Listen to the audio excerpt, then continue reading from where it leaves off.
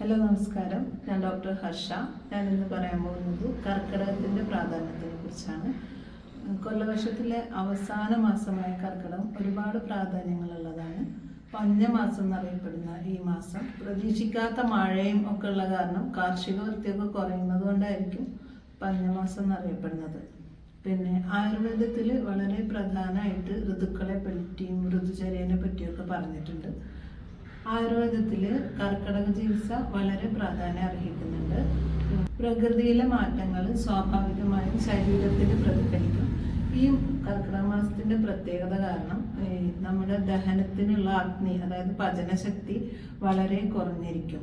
കർക്കിടകത്തിൽ വാതദോഷം കോപിക്കും.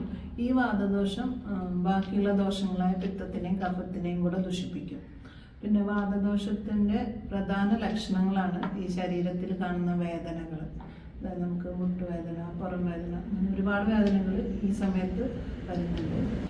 വർദ്ധിച്ച വാദത്തെ ശമിപ്പിച്ച് ബാക്കി ദോഷങ്ങളെ സമാവസ്ഥയിൽ കൊണ്ടുവന്നിട്ട് ശരീരബലം വർദ്ധിപ്പിക്കുന്നതിന് സഹായിക്കുന്ന ചര്യയാണ് കർക്കിടക ചര്യ.